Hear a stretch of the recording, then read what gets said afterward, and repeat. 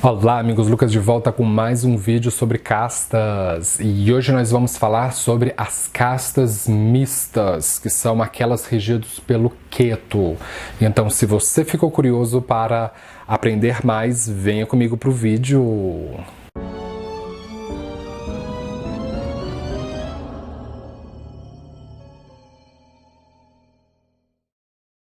Falar sobre castas nunca é um assunto fácil, especialmente quando se trata de uma audiência que nunca colocou os pés na Índia ou que não conhece bem como a sociedade indiana opera. Existe um lobby aqui dentro do Ocidente que ele tem uma função bem específica, que é a de destruir a imagem do hinduísmo, dos Vedas e da Índia. E esse lobby ele é financiado por cristãos e muçulmanos, ou tem forte apelo moral destes grupos específicos, porque historicamente cristãos e muçulmanos foram aqueles que se uniram para destruir a Índia e o hinduísmo, seja com invasões, com colonização e etc. Então, se utiliza de praxe a questão das castas, por ser um assunto bastante nebuloso para ocidentais, como uma catapulta para destruir a imagem do hinduísmo e da Índia, de que as castas são as culpadas pela dificuldade de ascensão social, ou que as castas prendem as pessoas num ciclo vicioso de pobreza, ou a pessoa que é filha de sapateiro, ela supostamente vai ser obrigada a ser sapateiro, e se ela tentar ser uma outra profissão que não aquela que o seu pai dita, supostamente, ela vai sofrer ostracismo social. Isso é uma visão completamente equivocada de castas. Primeiramente, a palavra casta nem sequer existe no sânscrito. A expressão correta é varnas. Varna sim existe no sânscrito, e varna tem tudo a ver com a classe social em que a mente do indivíduo se orienta. Então, a definição da classe que você vai trabalhar ou cooperar melhor não tem nada a ver com imposição social, mas sim com que tipo de pensamentos você tem, que tipo de energia você vibra, e elas vão estar mais afinadas com determinado tipo de casta. E isso se reflete no seu mapa astral, porque ele é o espelho da sua alma. Então, o mapa astral é a base para entendermos qual é a casta que determinado indivíduo deve evitar, porque a mentalidade dele não vai se afinar com aquela casta, ele não vai ser feliz. E qual é as atividades que se afinam melhor com uma casta. Então ele deve se aproximar daquela casta, porque ele vai chegar mais rápido nos seus objetivos. É isso que de fato interessa. De acordo com o Brihat Parashara Hora Shastra, que é esse livro de astrologia que foi completamente compilado na Idade Média e foi atribuído a Parashara, Parashara diz que o Ketu vem de castas mistas, ou que o Ketu gera as castas mistas. O Ketu é conhecido na astrologia ocidental como nó do sul da lua, ou a cauda do dragão, ou a cauda do escorpião. Então, o nó do sul da lua é quem rege as castas mistas. Eu vou explicar mais adiante o que significa isso. E, originalmente, o Rahu e o Ketu são uma entidade só, porque são esse dragão, o serpente, ou esse naga que foi decapitado. E então a cabeça o que foi separada do corpo é a cabeça do dragão, a cabeça da serpente, é o Rahu. E o resto do corpo fica sendo a cauda do dragão, é o Ketu.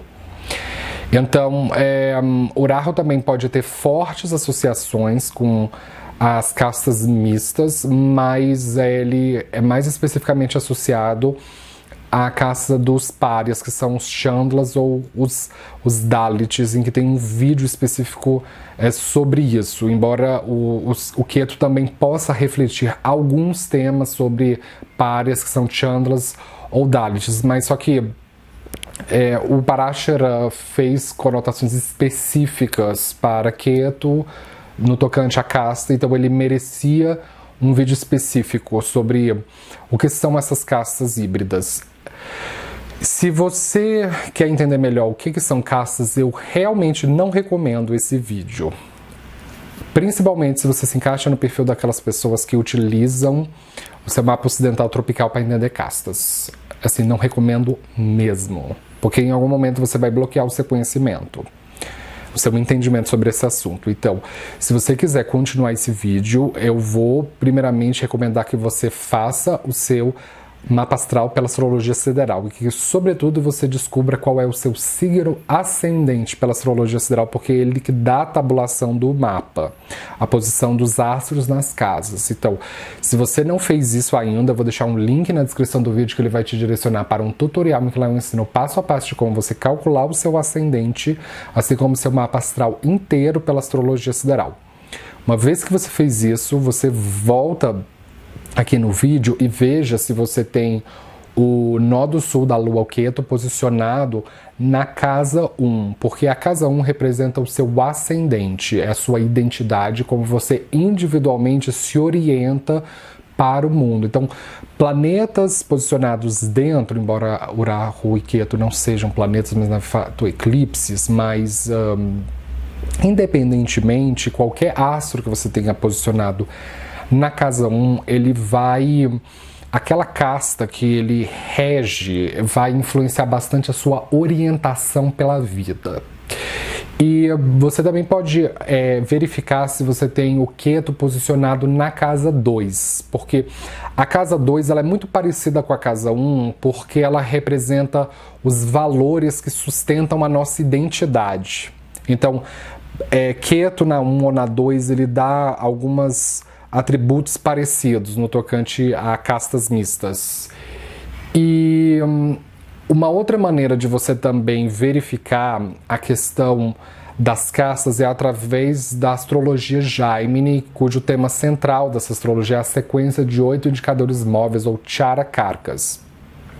Só que na astrologia Jaimini, o Ketu ele não é possível de ocupar um posto de algum indicador móvel, porque ele é o indicador de libertação, ou moksha, ou nirvana. Ele é essa energia muito transcendental que nos conecta a Deus. Ele é imaterial, onde as coisas tridimensionais se dissolvem no plano do etéreo e do místico. Então, é por causa dessas atribuições que o Jaimini diz que o Ketu não pode ser um indicador móvel. Mas, quando o Ketu ele faz uma conjunção forte, assim, próxima com o que se chama do indicador da alma, o Atma Karka, isso vai dar algumas implicações da castas de que Ketu rege no seu Atma Karka. Então vamos supor que você tenha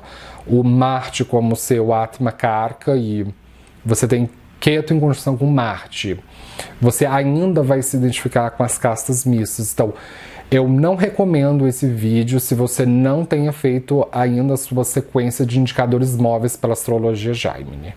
Se você quer fazer, não sabe como fazer, eu vou deixar um link aqui na descrição do vídeo, que ele vai te direcionar para um outro tutorial em que eu ensino passo a passo de como você calcular as suas 8 sequências de indicadores móveis ou Charakarkas. Aí você verifica se o seu Atma Karka ele está sob forte influência de Ketu.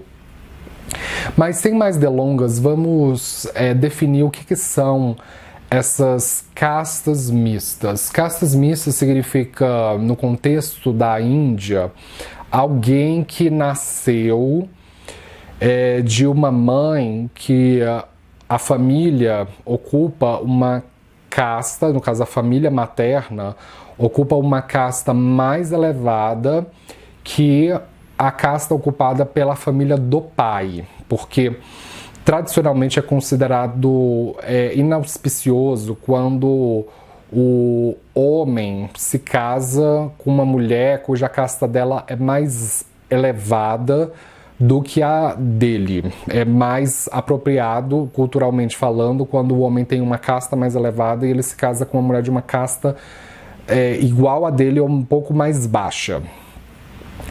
Então, por exemplo, os Brahmins são considerados a casta mais elevada, que são os sacerdotes, e a casta mais baixa são os servos ou os Shudras, embora eles tenham funções diferentes na sociedade.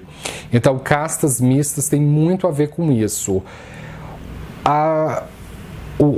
público que se orienta para castas mistas, ele tem muito a ver com o público dos párias ou dos chandlas ou dos dalits, porque eles não se encaixam na sociedade. Então, o sistema de Varnas, ele tem 4 castas primordiais, que são os Brahmins, os Kshatriyas, Vaishyas e Shudras.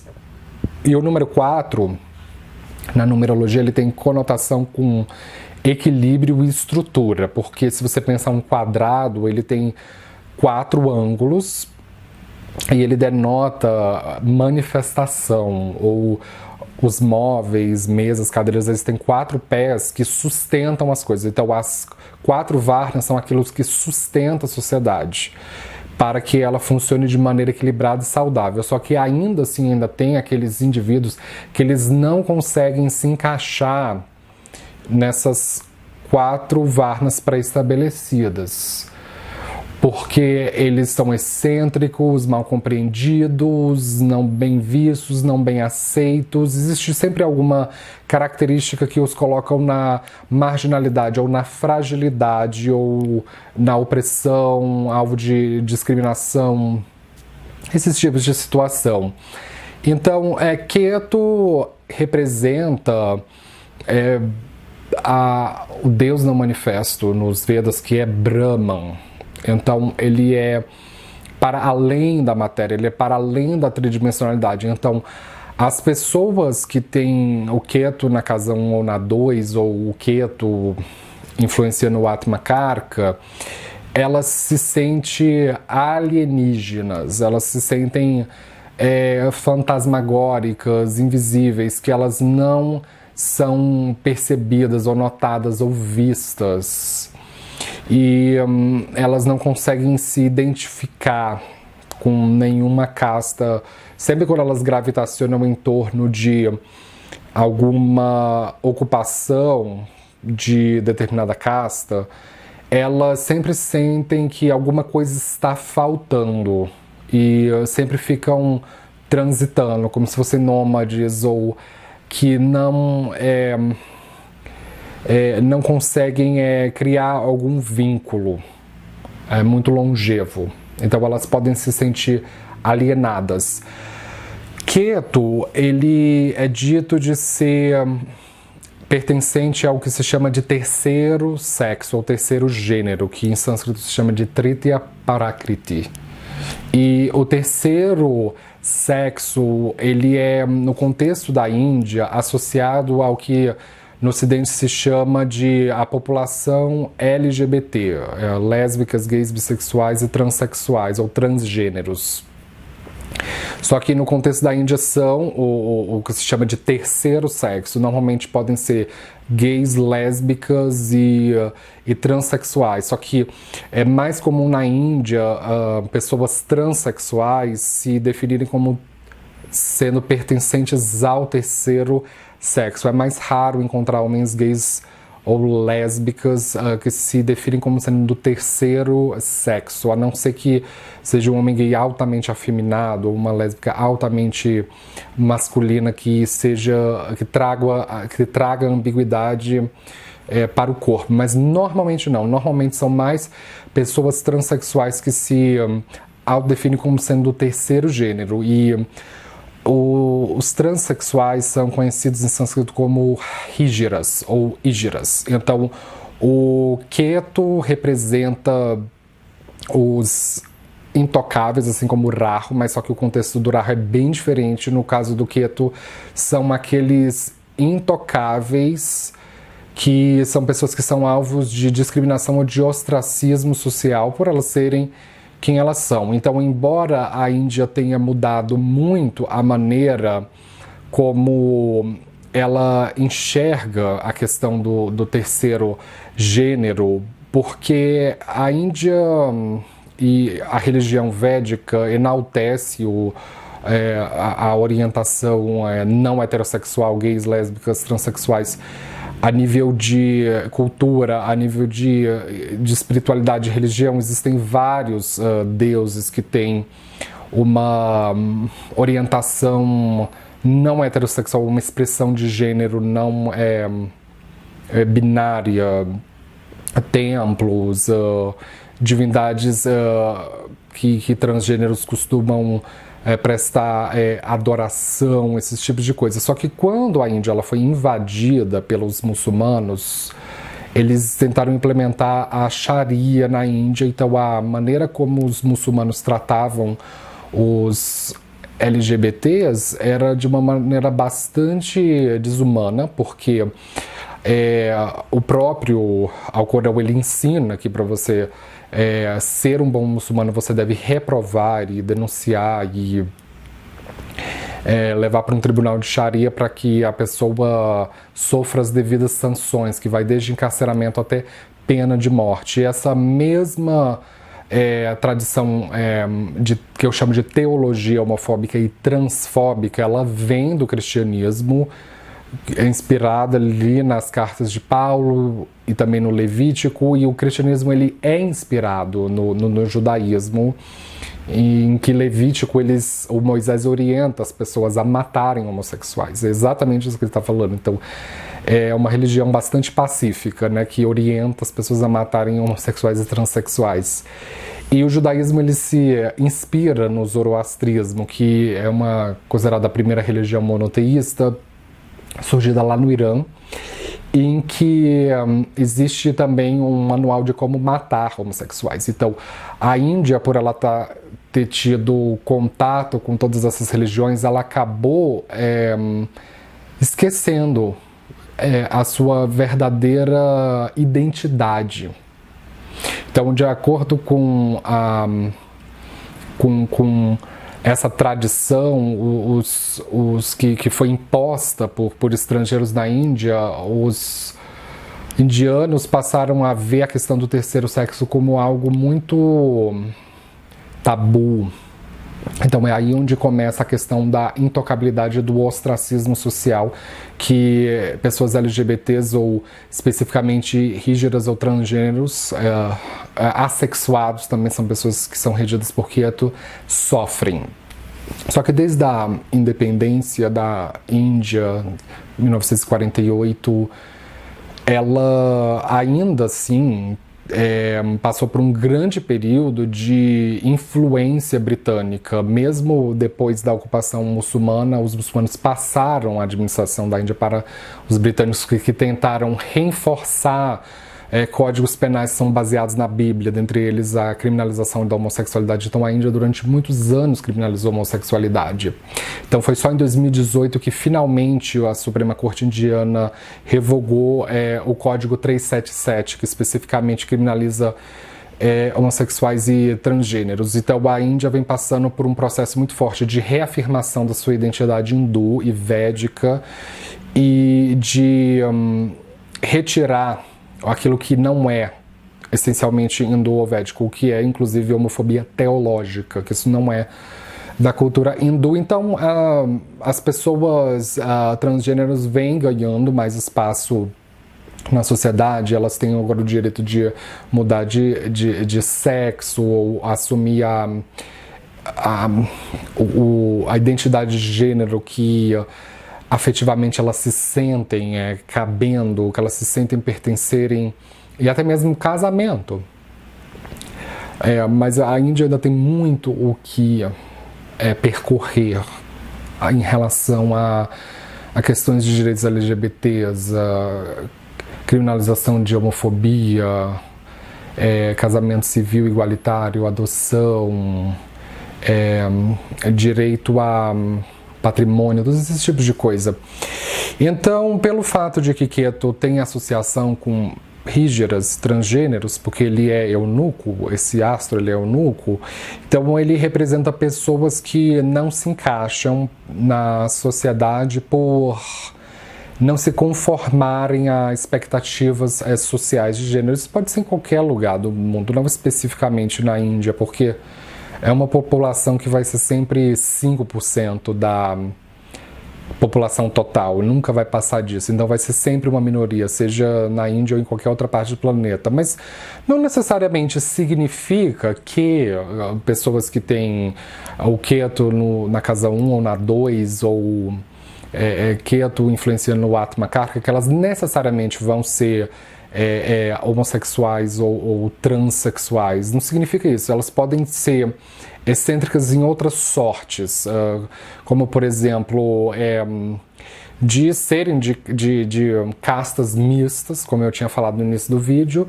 e de elas não conseguirem se encaixar em nenhuma ocupação ou carreira relacionada a uma determinada casta. Então eu acredito que a mensagem para as castas mistas de Ketu é que vocês precisam fortemente aprender a se aceitar como vocês são. Porque uma vez que você se aceita, você consegue encontrar o seu lugar na sociedade, tá certo? Então, com isso, eu gostaria de fechar. Eu espero que você tenha entendido melhor o que são essas castas mistas, regidas por Ketu. Se você é novo aqui no canal, não esqueça de se inscrever, de dar um joinha embaixo da tela. Eu posto vídeo de astrologia todos os dias e seja sempre ligado para você não perder nada. Muito obrigado pela atenção e nos vemos na próxima. Tchau!